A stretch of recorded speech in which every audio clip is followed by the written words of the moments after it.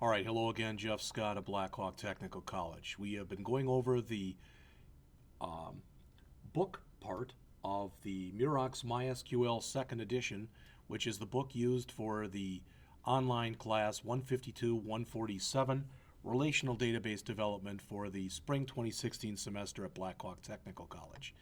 And we are now into Chapter 5, which is how to insert, update, and delete data. First thing I want to do here, because I don't know if I can do it or not, is I want to go and click on my invoices table. All right, we'll click on the structure just so you can see it. Now I want to see if I go in here.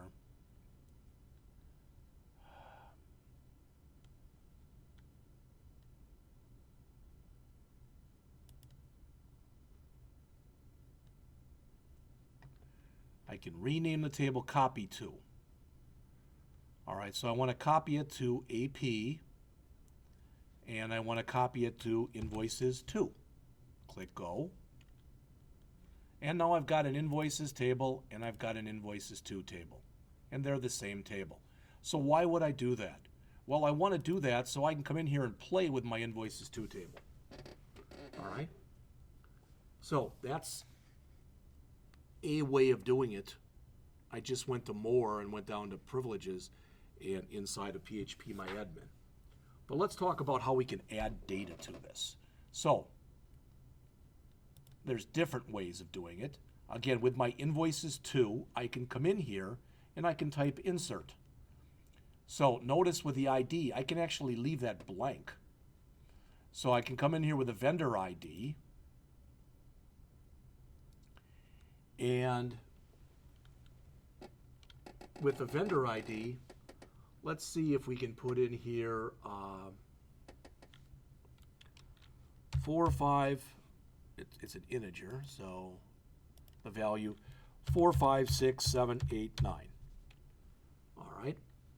For an invoice number,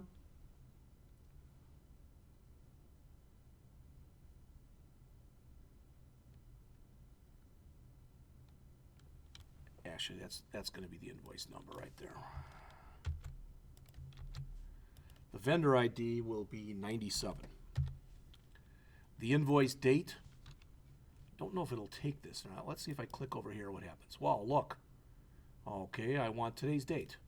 So it put it in there for me. That's kind of cool. All right, the invoice total, I don't know, $15,155.12. The payment total, let's say we paid $10,000 of that. We have no credit. The terms ID,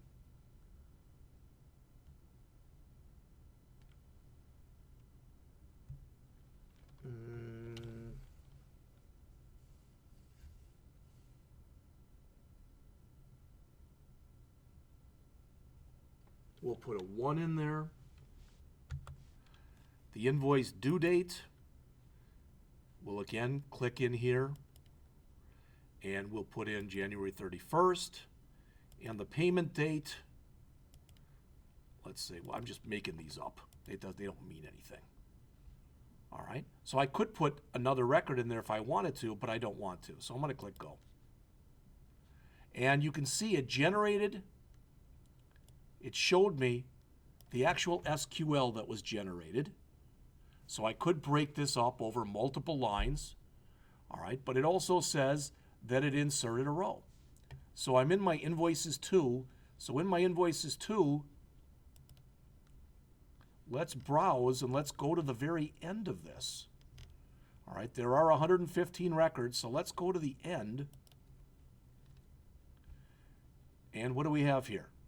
97, 456789, all the information that I just put in. So that's how easy it is to put in a row of information using PHP-MyAdmin. Now, what if I wanted to do it this way? So I can use AP, all right, and I can insert into invoices 2 values. All right, let's look at the values we just put in there.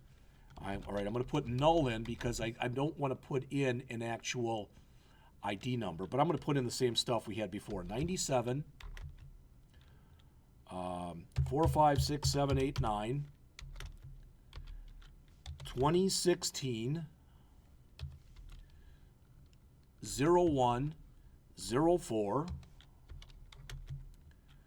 15, 155, 12.12, 10,000, and I think the last ones I had were 26. No, I had to put in first the. Let's see what else is in here.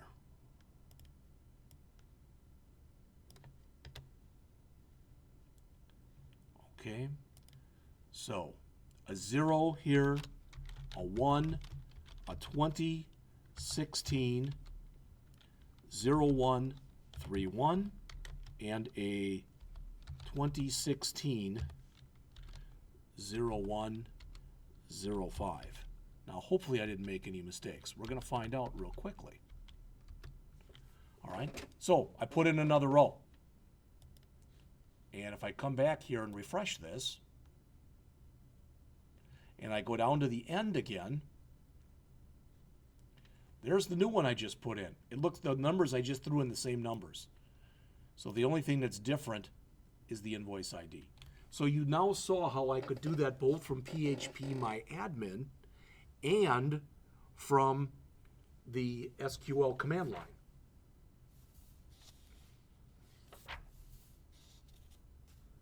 All right.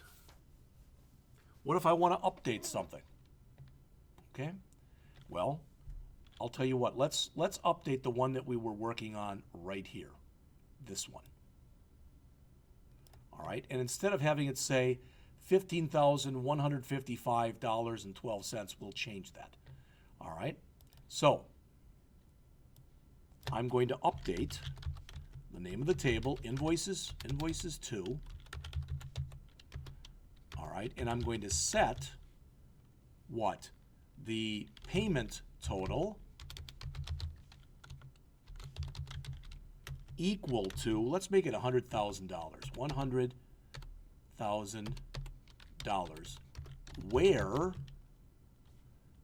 the invoice ID is 115. Okay, so I'm going to click go. It looks like it took.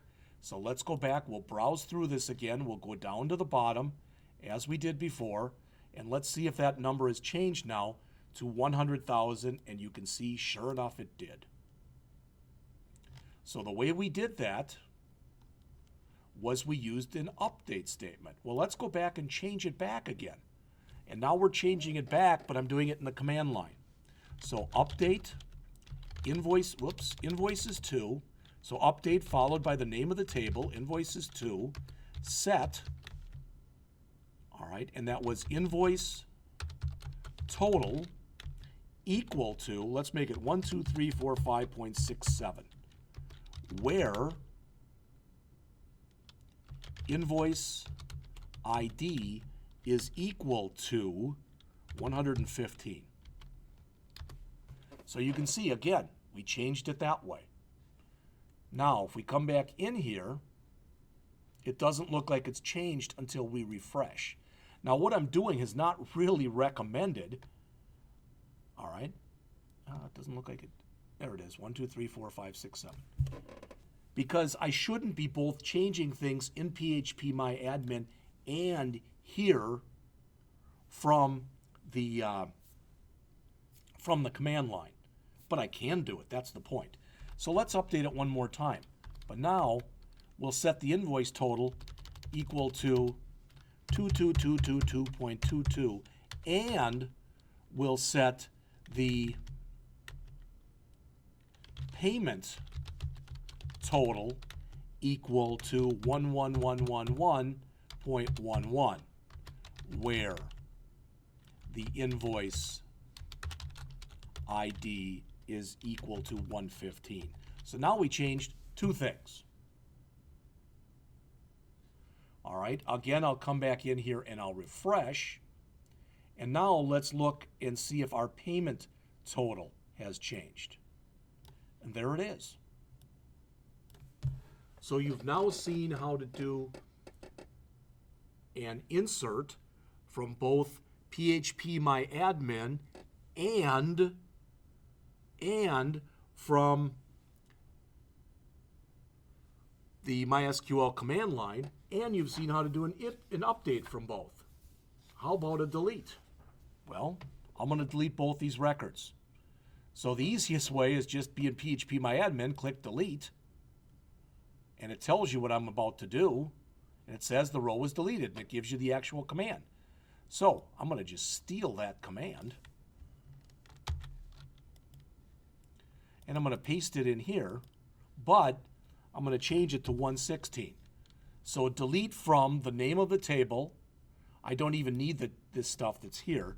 I don't need these backslashes. Again, I put them in there because the system put them in there. But I can delete from the table where the invoice ID is equal to 116. One row affected. I'll go back here and I will refresh. I will browse and go down to the bottom again. And what you should notice is that 115 and 116 are now both gone. If I do put in a new record, it won't be 115. I've removed 115 and 116. So if I put in another record, that new record that gets put in will be put in as 117. All right, so those are inserts, updates, and deletes using both phpMyAdmin, which hopefully you think is easier to do, and from the command line.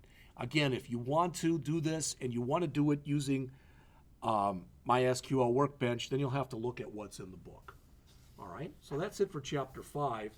Before I finish for today, because I've had about enough, I'm going to go through Chapter 6 and talk about some summary queries. So I'll be back to do that shortly.